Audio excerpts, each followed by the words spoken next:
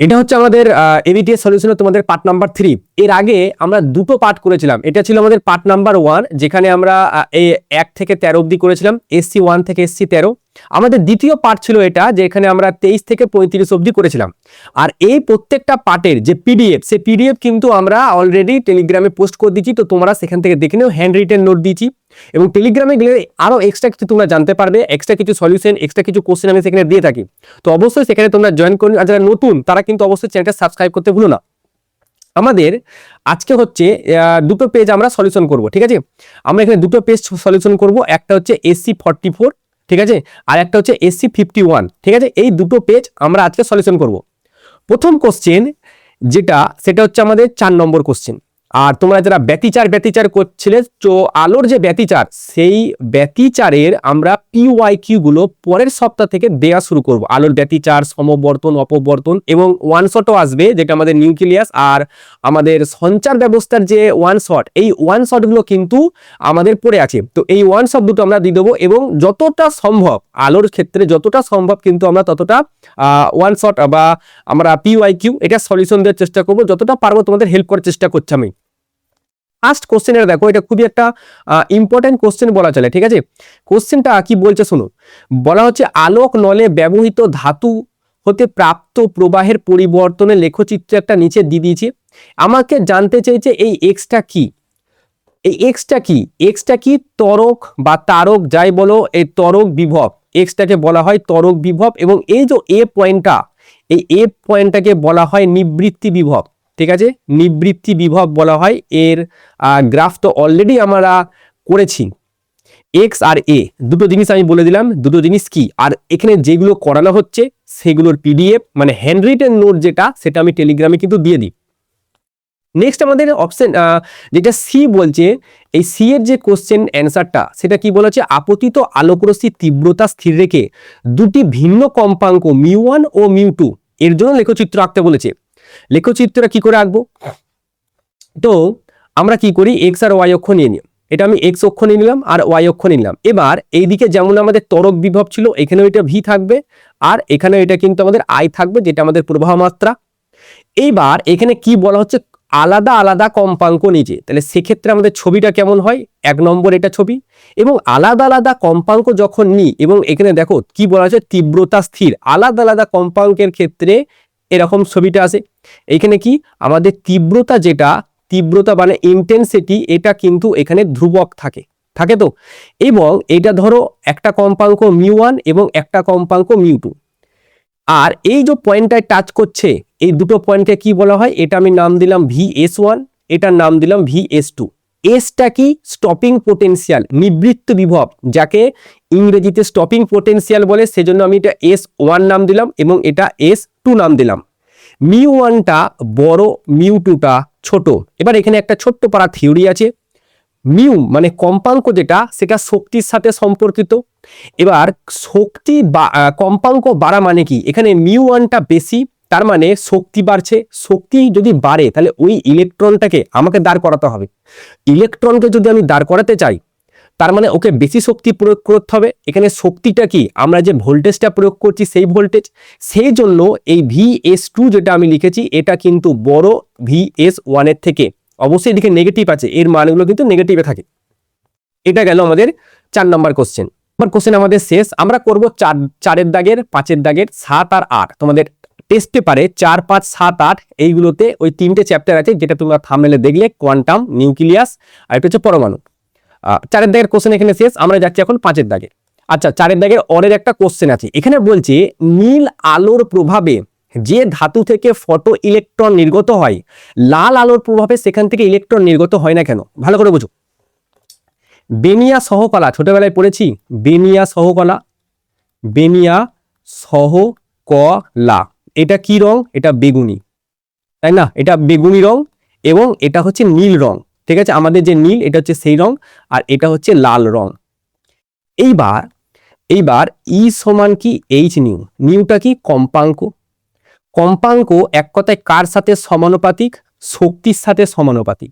এইবার এখানে কি বলা হচ্ছে, নীল আলোর প্রভাবে তো ফটো ইলেকট্রন বেরোচ্ছে, কিন্তু লাল আলো যখন ফেলা হচ্ছে তখন ফটো ইলেকট্রন বেরোচ্ছে না। তার মানেটা কি, এর মানে হচ্ছে এই যে নীল আলোর এই যে কম্পাঙ্ক, এই কম্পাঙ্কটা বেশি। কম্পাঙ্ক বেশি মানে এর শক্তি বেশি। তার মানে নীল আলো যখন ওই প্লেটটার উপরে ফেলা হচ্ছে, অবশ্যই আলো মানে এগুলো সব চুম্বকীয় তরঙ্গ, তার মানে ফোটন দিয়ে তৈরি। মানে এক কথায় নীল আলোর ফোটন যখন পাতের ওপর পড়ছে, সেই ফোটনের শক্তিটা বেশি। সেই জন্য ফটো ইলেকট্রনগুলো খুব সহজে ধাতু পৃষ্ঠ থেকে বেরিয়ে যেতে পারছে। কিন্তু যখন এই লাল আলো বেরোচ্ছে, লাল আলোর কম্পাঙ্ক কিন্তু সব থেকে কম। এতগুলো বেনিয়া সহকলা, এর মধ্যে লাল বর্ণের আলোর যে কম্পাঙ্ক, সেই কম্পাঙ্কটা হচ্ছে সব থেকে কম। কম্পাঙ্ক সব থেকে কম হওয়ার কারণে আমাদের যে এনার্জি, যে ফোটনের যে শক্তি, সেই শক্তিটা কিন্তু সব থেকে কম। সেই জন্য এর ক্ষেত্রে লাল আলোর জন্য কি ফটো ইলেকট্রনটা বেরোতে পারে না। এটাই হচ্ছে তার ব্যাখ্যা। খুব সুন্দরভাবে আমি নোটে লিখে দিয়েছি আমাদের যে পিডিএফ, আমি জাস্ট এখানে বুঝিয়ে দিলাম তোমাদের ব্যাপারটা। দেখো পরবর্তী কোশ্চেন আমরা যাই। পরবর্তী কোশ্চেনটা কি বলছে বুঝো। একটি ইলেকট্রন মাইক্রোস্কোপে ব্যবহৃত ইলেকট্রন সমূহকে 50 কেভি বিভব প্রভেদে ত্বরান্বিত করা হলো। আচ্ছা, ডি ব্রগলির তরঙ্গদৈর্ঘ্য জানতে চাইছে। ল্যামডা এটা সমান h/√2m/q × v হয়। আচ্ছা, এইবার এইটাকে যদি সলিউশন করা হয়, সবকিছু মান বসালে এটা আসে 12.27/√v। এই জিনিসটা মনে রাখবে, এইটা কিন্তু অনলি ফর ইলেকট্রন। এই যে 12.27/√v, এটা কিন্তু অনলি ইলেকট্রন। এবার ভি এর মান এখানে কত বলেছে? 50 কিলো ভোল্ট। কিলো মানে 50 × 10⁻³ ভোল্টেজ। এইবার তার মানে এটা দাঁড়াচ্ছে 12.27/√50 × 10⁻³। যেটা আসবে সেটা আমাদের অবশ্য মিটারে আসবে। ঠিক আছে, কেন মিটারে আসবে? কারণ এখানে আমরা ভোল্টেজে বসিয়েছি, এইচ এর মান আমরা এসআই বসিয়েছি, সো এটা মিটারে আসবে। এবং যেটা আসে সেটা বলে দিচ্ছি আমি, এটা আমাদের আসবে 0.0548। ঠিক আছে, এটা হবে আর্মস্ট্রং এ আসবে। ঠিক আছে, এটা ডাইরেক্ট তোমরা এটা বসাবে আর্মস্ট্রং। আশা করি এত দূর অবধি বোঝা গেছে অঙ্কটা। পরবর্তী কোশ্চেন দেখা যাক। আচ্ছা, আমাকে তোমরা টেলিগ্রামে একজনা বলেছিলে যে এই টাইপের অঙ্কগুলো কি করে সলভ করব স্যার। এই যে চাপ দিয়ে আছে এখানে, তারপরে এখানে ডিগ্রি দিয়ে আছে, সেলসিয়াস দিয়ে আছে। তো যারা আমার পরমাণুর ওয়ান শট দেখেছো, সেখানে আমি ক্লিয়ারলি একদম একটা কোশ্চেনের একটা ডেরিভেশন করেছিলাম যে গ্যাসের অণুর গড় গতিশক্তির সাথে তরঙ্গ দৈর্ঘ্যের কি সম্পর্ক, এবং সেখানে আমি এটা প্রমাণ করেছিলাম যে ল্যামডা সমান h/√3m/K/B × T। ঠিক আছে, যেখানে টিটা কিন্তু আমাদের কেলভিনে থাকবে। যদি কোশ্চেনে কেলভিনে দেওয়া থাকে তাহলে গুড, আর যদি কেলভিনে না দেওয়া থাকে তাহলে সেটাকে কেলভিনে কনভার্ট করতে হবে। আচ্ছা, এমটা কি? এমটা হচ্ছে ভর। ঠিক আছে, মুলার ভর আমরা নেবো। আচ্ছা, কেবিটা কি? কেবিটা বোলসম্যান কনস্ট্যান্ট, এখানে মান বলে দেয়নি, তো তোমাকে কেবির মানটা কিন্তু মনে রাখতে হবে। আচ্ছা, এইচটা কি? এইচটা প্ল্যাঙ্কের ধ্রুবক। আচ্ছা, যার মান হচ্ছে 6.6 × 10⁻³ আর কেলভিন এখানে দেখো 27 ডিগ্রি বলেছে। তার মানে 27-এর সাথে আমি 273 যোগ করব এবং এটা হবে 300 কেলভিন। আচ্ছা, এবার আমি আসছি এম আর কেবিতে। এমটা কি করে বার করব? দেখো, এন সমান ওপরে ছোট হাতের এম হয়, নিচে বড় হাতের এম হয়। এই বড় হাতের এমটাই এটা। এনটা কি স্যার? এনটা হচ্ছে আমাদের অ্যাভোগাড্রোর সংখ্যা, আর ওপরে এমটা কি? ওটা হিলিয়ামের ভর।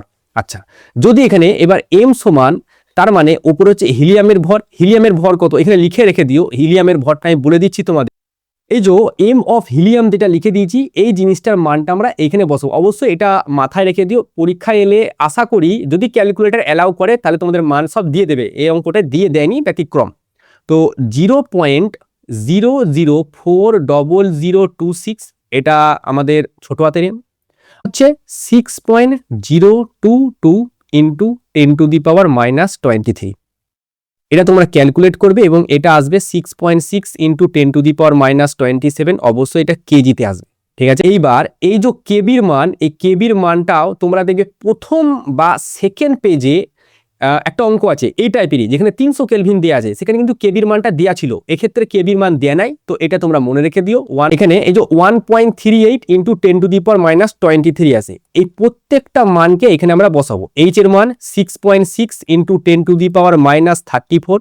আচ্ছা, তারপরে √3 × m, এম এর মান কত? এখানে যেটা বের করলাম 6.6 × 10⁻27। মাল্টিপ্লাইড কেবি। এই কেবি মানে হচ্ছে এটা বোল্টজম্যান কনস্ট্যান্ট। আচ্ছা, এটা মনে রেখে দিও যে কেবি সমান হয় আর বাই এন এ। আরটা কি সর্বজনীন গ্যাস ধ্রুবক, পিভি সমান এন আর টি, ওখানে যে আরটা আমরা ব্যবহার করেছিলাম এটা সেই আর। আর এন এটা কি, ওটা হচ্ছে অ্যাভোগাড্রোর সংখ্যা, ঠিক আছে, যেটা এখানে লিখেছি 6.022 বা 023 ইন্টু 10⁻⁻23, এটা সেটা। নেক্সট দেখো, কেবির মান আমার এখানে বলে দিয়েছি 1.38 ইন্টু 10⁻⁻23 এবং টি এর মান সেটা হচ্ছে 300, ঠিক আছে। এই পুরো মানটা ক্যালকুলেট তোমরা করবে, পুরো মানটা ক্যালকুলেট করবে এবং তোমাদের দেখবে ল্যামডা সমান 0.728 আর্মস্ট্রং, এত উত্তর আসে, ঠিক আছে। যদি এটা আসে তার মানে তোমাদের উত্তর কিন্তু একদম ঠিকই আছে, ঠিক আছে, এটা তোমাদের উত্তর আসবে। দেখো তাহলে আমাদের এই জায়গায় হয়ে গেল।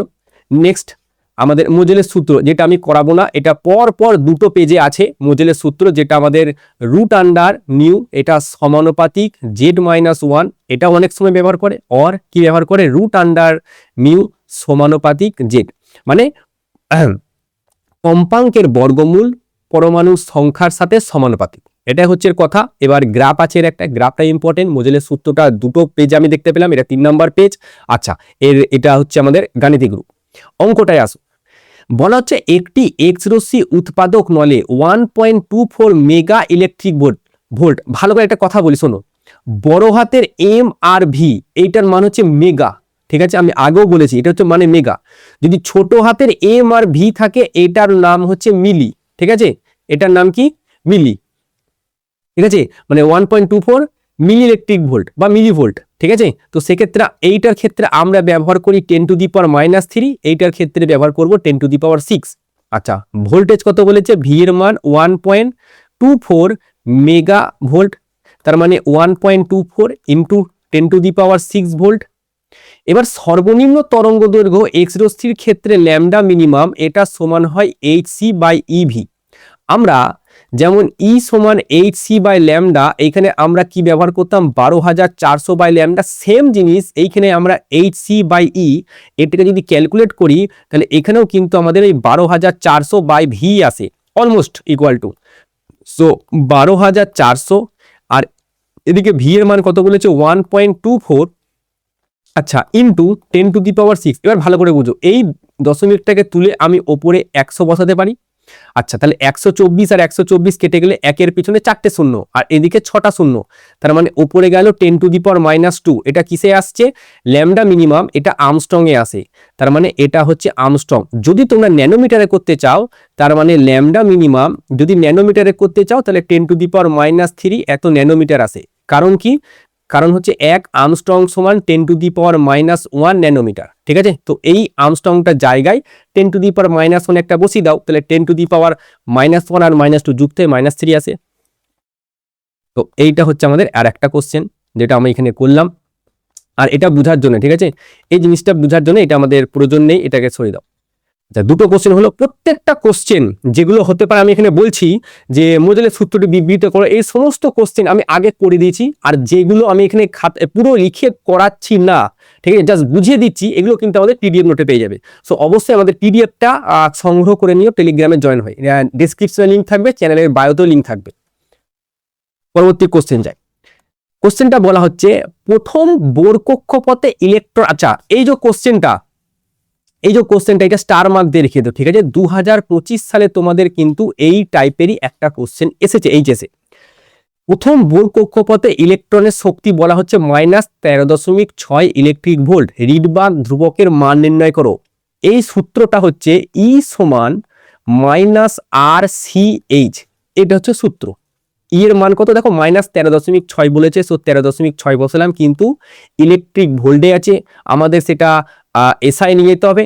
সেখানে 1.6 ইন্টু 10⁻⁻19 নিয়ে গেলাম, মাইনাস RCH, তো এই মাইনাস আর এই মাইনাস আমাদের কাটবে। সো আর সমান আমরা কি বসাবো, আর সমান বসাবো 13.6 ইন্টু 1.6 ইন্টু 10⁻⁻19 ভাজিত কি থাকবে, সি আর এইচ থাকবে। সি এর মান কত, 3 ইন্টু 10⁸, আর এইচ এর মান কত, 6.6 ইন্টু 10⁻⁻34। পুরো মানটা ক্যালকুলেট যেটা করবে সেটা আসবে দেখবে 1.09 ইন্টু 10⁻7 মিটার ইনভার্স। কেন মিটার ইনভার্স? দেখো এই সিটা কোথায় আছে, নিচে, সেজন্য এটা আসবে মিটার ইনভার্স। ঠিক আছে, নেক্সট কি বলছে, হাইড্রোজেন পরমাণুর শক্তি স্তরের চিত্র অঙ্কন করো। সংক্রমণের ক্ষেত্রে অতিবেগুনি রশ্মি আর দৃশ্যমান রশ্মির অঞ্চল দুটি চিহ্নিত করো। কি কি বলেছে? অতিবেগুনি আর দৃশ্যমান। আমি এই ছবিটা আপাতত এগুলো সব মুছে দিচ্ছি। ঠিক আছে, এই তোমাদের শক্তি স্তরের চিত্র কিন্তু পরীক্ষায় প্রায়ই আসে, তো শক্তি স্তরের চিত্রটা বারবার প্র্যাকটিস করে রাখো, খুবই ইম্পর্টেন্ট। আচ্ছা, এখানে আমাদের শক্তি স্তরের চিত্র আঁকতে বলেছে। ধরো এটা হচ্ছে আমাদের একটা, আর যাই করো করো n = 1 আর n = 2, এই দুটোর মধ্যে একটুখানি গ্যাপ দিয়ে রেখো, তারপরে গ্যাপ তুমি কমে দিতে পারো, অসুবিধা নাই। ঠিক আছে, তারপরে গ্যাপ তোমরা কমে দিতে পারো। সো এইটা হচ্ছে আমাদের n = 1, এটা n = 2, এটা n = 3, n = 4 and so on। তো এইখানে আমাদের শক্তি হয় -13.6, এইখানে আমাদের শক্তি হয় -3.4, এইখানে আমাদের শক্তি হয় -1.51, এখানে শক্তি হয় -0.85 এবং ডট ডট করে এরকম 0 অবধি যায়। এবার রিডবার্গ ধ্রুবকের মান নির্ণয় করলাম। হাইড্রোজেন পরমাণুর জন্য শক্তি স্তরের চিত্র অঙ্কন করো। কার জন্য? হাইড্রোজেন পরমাণুর জন্য শক্তি স্তরের চিত্র। সো শক্তি স্তরের চিত্র আমি অঙ্কন করলাম। আচ্ছা, এইটা কি বলা হয়? এটা বলা হয় লাইম্যান। আচ্ছা, এটা হচ্ছে লাইম্যান। এটা কি? এটা হচ্ছে বামার। লাইম্যান, বামার। এটা পাসচেনও বলে, আবার প্যাসেনও বলে। ঠিক আছে, এটা প্যাসেন। ঠিক আছে, তারপরে হয় ব্রাকেট, কিন্তু আমাদের অতগুলো লাগবে না। এবার কোশ্চেন কি বলছে? সংক্রমণের ক্ষেত্রে অতিবেগুনি রশ্মি। এবার অতিবেগুনি রশ্মি কোন অঞ্চলের মধ্যে থাকে? আগে দুটো পেজ আমি করেছি, অতিবেগুনি রশ্মি লাইম্যানের মধ্যে থাকে। তাহলে এটা ইনফাইনাইট থেকে ধরো একটা রশ্মি লাইম্যানে এলো, বা আমাদের n = 4 থেকে লাইম্যানে এলো, বা n = 3 থেকে এলো, বা n = 2 থেকে এলো। এই সমস্ত ক্ষেত্রে এইখান থেকে যে রশ্মিটা আমাদের বেরোবে, এইখান থেকে যে রশ্মিটা বেরোবে সেটা আমাদের ইউভির মধ্যে আসছে, মানে অতিবেগুনির মধ্যে আসছে।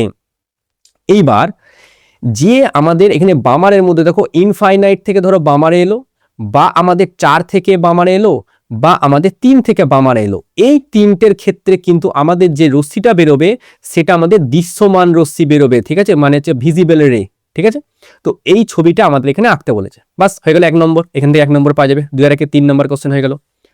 পরবর্তী কোশ্চেনের আমরা যাই। আচ্ছা, এইখানে যতগুলো কোশ্চেন আমি এখন করাচ্ছি, এই প্রত্যেকটা কোশ্চেন কিন্তু SC 44 বা 41 তোমরা দেখে নিও, ওর মধ্যেকার কোশ্চেন এটা। ঠিক আছে, পরবর্তী কোশ্চেন আমরা যাই, 8 দাগের কোশ্চেন। আচ্ছা, এই কোশ্চেনটা কিন্তু ঠিক এর পরের পেজেও এই সেম কোশ্চেন আছে, সেখানে কিন্তু আমি করে দেবো না। তো তোমাদের এটা দায়িত্ব, তোমরা এটা বুঝে যাও, ওইটাতে করে নেবে। বিঘটনের ক্ষয় ধ্রুবকের সংজ্ঞা দাও। বিঘটনের ক্ষয় ধ্রুবকের সংজ্ঞা দাও। এই জিনিস, এখানে জিনিসটা আমি খুব সুন্দরভাবে তোমাদের জন্য লিখে দিয়েছি যে সময় অবকাশে কোনো তেজস্ক্রিয় নমুনায় উপস্থিত পরমাণুগুলি বিঘটিত হয়ে প্রাথমিক মানের 1/e অংশ হয়, সেই সময়ের ব্যবধানটাকে, সেই সময়ের ব্যবধানের অনন্যকটাকে আমাদের বিঘটনের ধ্রুবক বলা হয়, বিঘটন ধ্রুবক বলা হয়। ঠিক আছে, এইটাই হচ্ছে আমাদের সংজ্ঞা। তোমাদের বইতেও দেখবে, ছায়ার বইতেও সেম এটাই করা আছে। এবার আমাদের অঙ্কটা বেশি ইম্পর্টেন্ট। এখানে যে অঙ্কটা বলছে যে একটি তেজস্ক্রিয় আইসোটোপের অর্ধ জীবনকাল হচ্ছে 10 বছর, তার মানে বড় হাতে টি, সেটা 10 ইয়ার বলেছে। কত সময় পর সক্রিয়তা কমে 3.125% হবে, এটা আমাদের জানতে চেয়েছে। সক্রিয়তা হচ্ছে এটা সমান A0 e⁻ λt। আমাদের টিটা বার করতে হবে, কিন্তু আমরা ল্যামডা জানি না। ল্যামডা কি করে বার করব না, ল্যামডা সমান হয় ln2 বাই কি হবে আমাদের ছোট হাতের টি হবে। এবার ln2 আর ছোট হাতের টি না, এখানে হবে আমাদের অর্ধায়ু হবে এখানে। ঠিক আছে, অর্ধায়ু এখানে 10 বলেছে, সো এইখানটা আমরা 10 বসাই। এবার এই যে 3.125, এটার মানে কি? এটাই হচ্ছে আমাদের a/a0, যেটা হচ্ছে আমাদের 3.125 এত পার্সেন্টেজ, মানে এক কথায় 0.03125 এর মান। এবার তাহলে a/a0 এটা সমান e⁻ λt। সো a/a0 জায়গায় তো আমি এই মানটা বসাতে পারি, বসাবো 0.03125 সমান e⁻ λt বসালাম। আচ্ছা, তার মানে এখানে আমি বসাতে পারি ln 0.03125 সমান ln বেসটা কিন্তু ই আছে, তো ln বেস ই যদি থাকে তাহলে e to the power minus lambda t, তারও base e, ln base e আবার তার নিচে বেস ই, মানে ই বেস ই মানে হচ্ছে 1। সো এইখানে ক্যালকুলেশন করে এটা যেটা আসবে, যেটা আসুক, তো এইটা আগে বলে দিচ্ছি, এটা হচ্ছে মাইনাস ল্যামডা টি আসবে এবং এটা মাইনাসে আসবে। আমাদের চাই শুধু টি এর মানটা, এই জিনিসটা ক্যালকুলেট করে দেখবে -3.45 আসছে, তো এটা কেটে দিলাম। আমাদের টি দরকার, তো টি সমান কি বসাবো, ওপরে বসাবো 3.45 আর নিচে আসবে ln 2/10 আসবে, ঠিক আছে।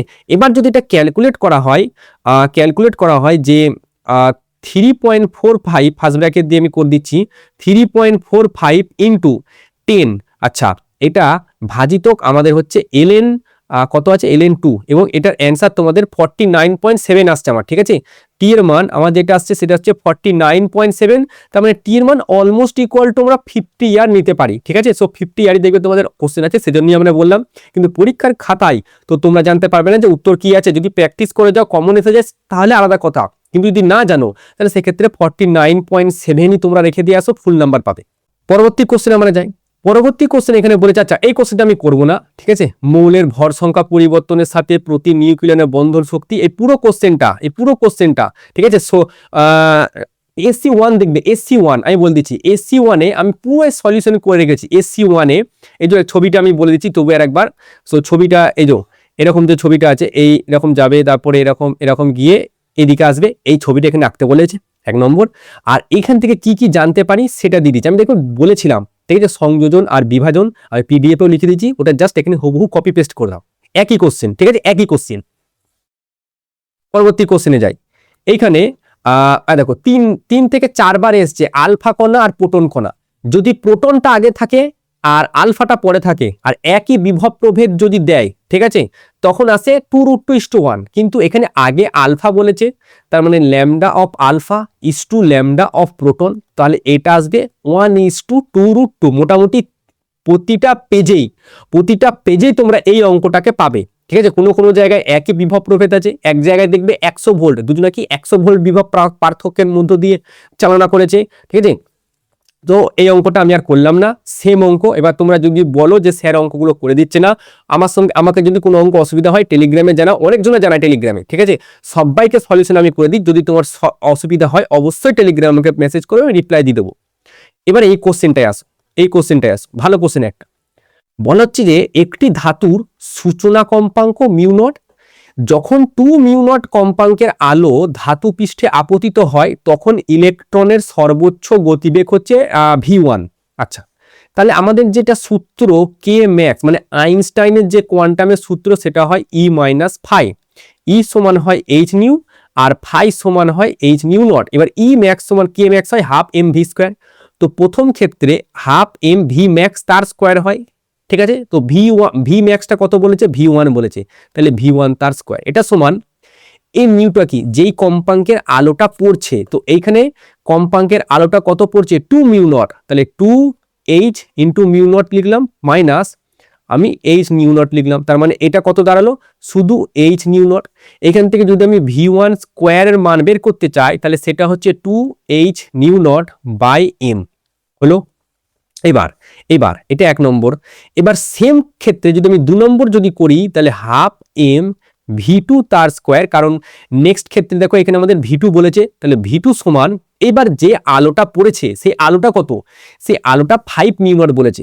তো এখানে আমরা কত বলবো, এটা 5 তারপরে h μ0 মাইনাস h μ0, তার মানে এটা আসছে কত আমাদের 4h μ0, এবং v2 তার স্কোয়ার 4 দুগুণে এটা গুণ হয়ে যাবে এবং এটা 8 হয়ে যাবে, তাহলে 8h μ0/m এটা আসবে।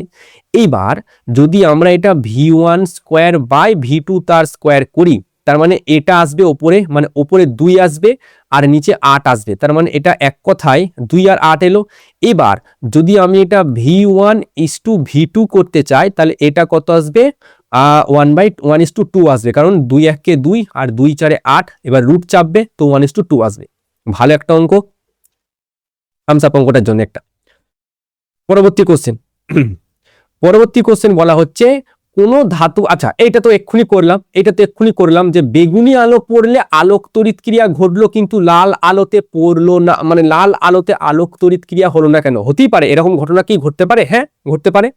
কারণ কি না, বেগুনি বর্ণের আলোর কম্পাঙ্ক সব থেকে বেশি, সেই জন্য বেগুনি আলো দ্বারা যে ফোটনগুলো ধাতু পৃষ্ঠে পড়ছে সেই ফোটনগুলোর শক্তিও বেশি, সেই জন্য বেগুনি আলোর ক্ষেত্রে আমাদের আলোক তড়িৎ ক্রিয়া ঘটছে।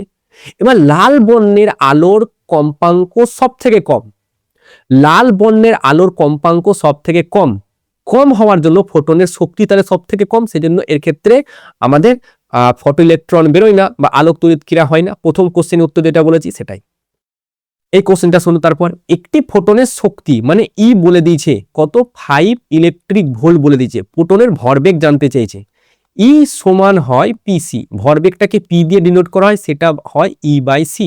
এবার ই এর মান কত 5, কিন্তু ইলেকট্রিক ভোল্টে আছে তো এটা 1.6 ইন্টু 10⁻⁻19 করব, আর সি হচ্ছে 3 ইন্টু 10⁸।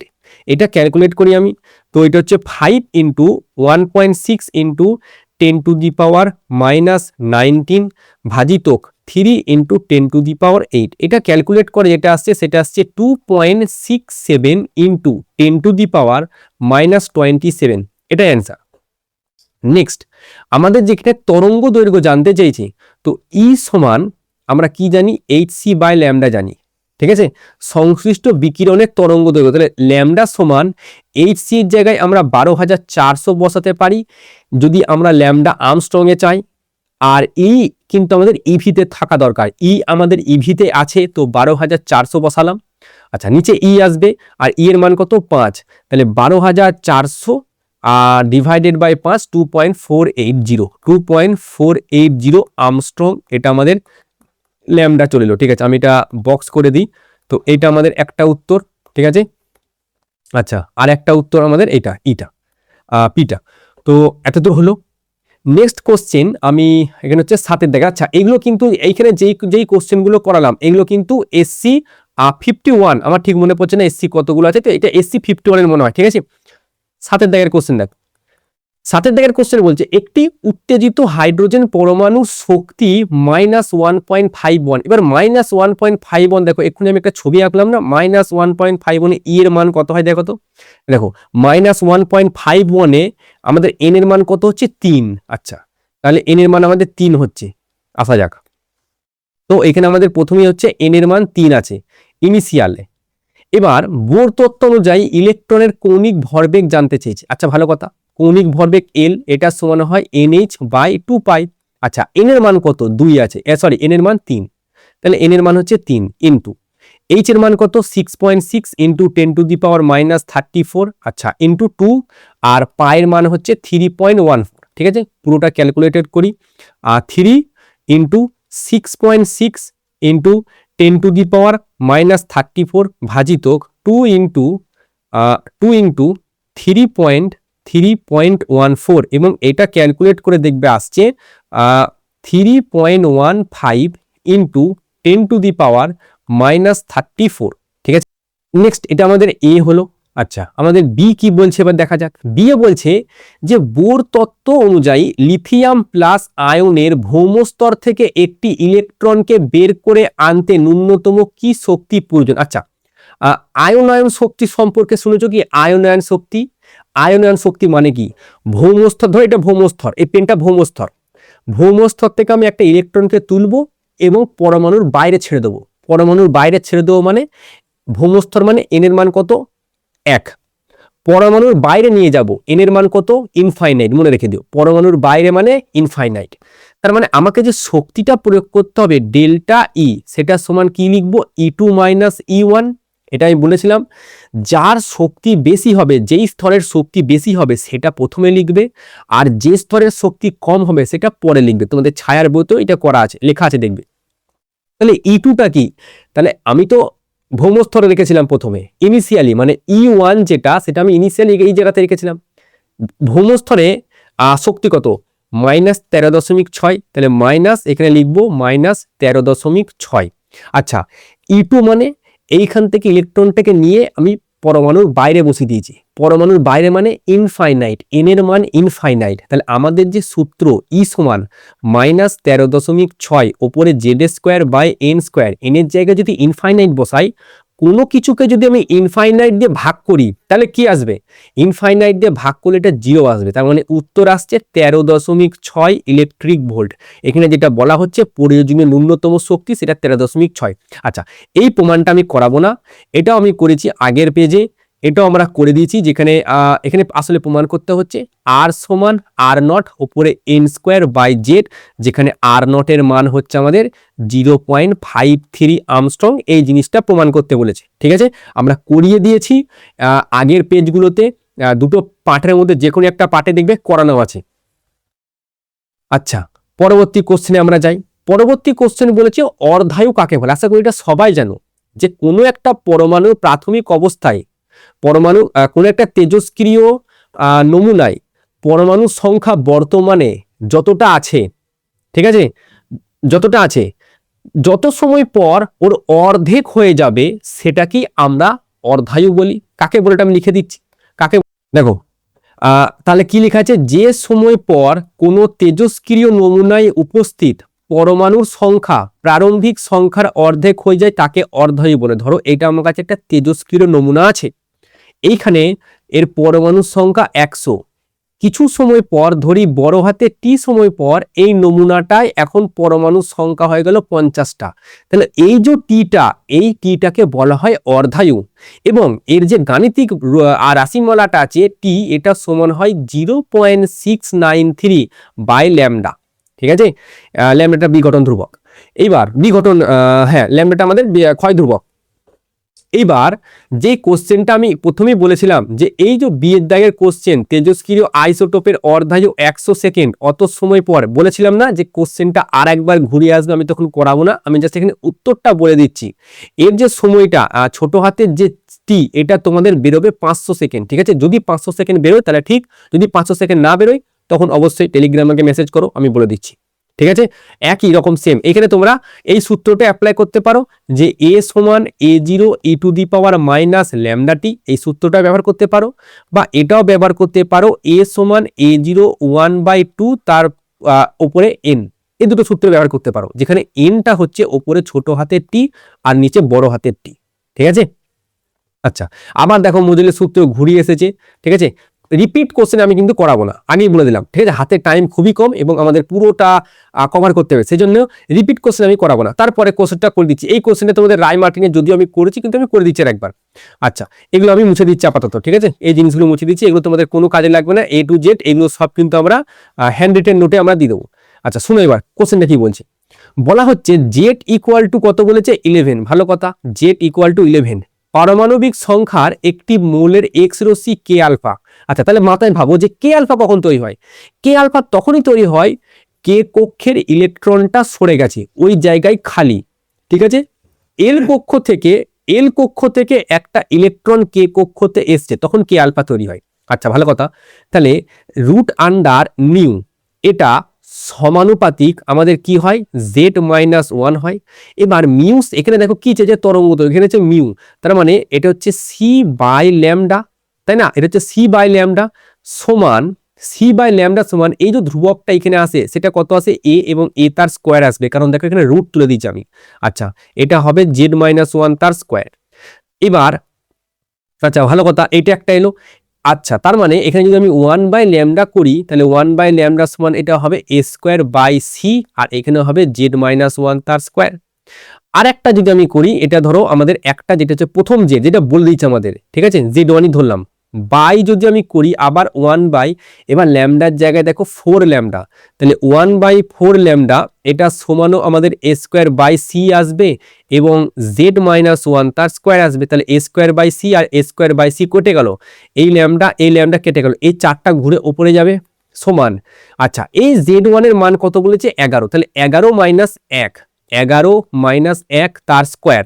আচ্ছা, ভাজিতক নিচে আছে Z-1 তার স্কোয়ার, তাহলে Z-1 তার স্কোয়ারটাকে আমি যদি ওইদিকে নিয়ে যাই, বা 11 - 1 মানে কত? 10, 10 স্কোয়ার মানে 100, তাহলে 4 ইকুয়াল টু উপরে থাকছে 100 আর নিচে থাকছে z-1 তার স্কোয়ার। এটা আমি কাটতে পারি 4 25 100, তার মানে z-1 তার স্কোয়ার এটা সমান আসছে 25। তাহলে z সমান কত আসছে 5 প্লাস 1, তার মানে z সমান আমাদের আসছে 6। ঠিক আছে, কারণ আমি যদি রুটটা তুলি তাহলে 25টা 5 হয়ে যাবে। তাহলে এর উত্তর কত আমাদের দাঁড়ালো, z এর মান 6।